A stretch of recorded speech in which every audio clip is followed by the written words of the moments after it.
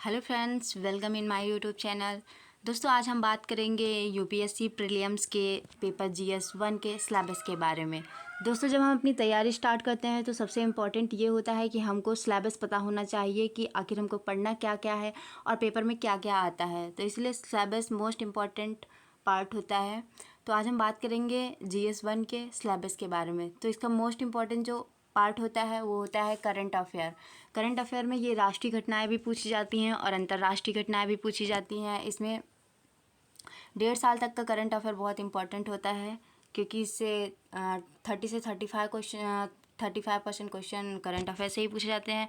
जो दूसरा टॉपिक है वो है हिस्ट्री। हिस्ट्री में इंडियन हिस्ट्री है और इसमें इंडियन नेशनल मूवमेंट भी पूछे जाते हैं। इंडियन नेशनल मूवमेंट में वो जब स्वतंत्रता संग्राम स्टार्ट होता है तो उस टाइम के जो आंदोलन हुए उनके बारे में पूछा जाता है। और एंशियंट हिस्ट्री से क्वेश्चन पूछे जाते हैं, मेडिवल से पूछे जाते हैं, मॉडर्न हिस्ट्री से क्वेश्चन पूछे जाते हैं। और जो तीसरा टॉपिक है वो इंडियन एंड वर्ल्ड जियोग्राफी। और जो चौथा टॉपिक है उसमें पॉलिटी एंड गवर्नेंस पूछा जाता है। इससे भी 15 से 20 क्वेश्चन पूछे जाते हैं। इकोनॉमिक्स एंड डेवलपमेंट, ये भी मोस्ट इंपॉर्टेंट सेक्शन है, इससे भी 15 से 20 क्वेश्चन पूछे जाते हैं।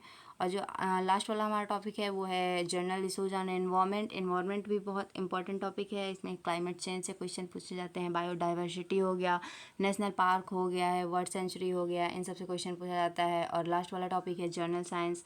जनरल साइंस से बेसिकली क्वेश्चन पूछे जाते हैं, 10 से 15 क्वेश्चन आते हैं। फिजिक्स हो गया, केमिस्ट्री हो गया, बायो वाला सेक्शन हो गया। और एक इम्पॉर्टेंट टॉपिक होता है साइंस एंड टेक वाला, इसे भी क्वेश्चन पूछे जाते हैं। आईआर हो गया, आईआर से भी क्वेश्चन पूछे जाते हैं।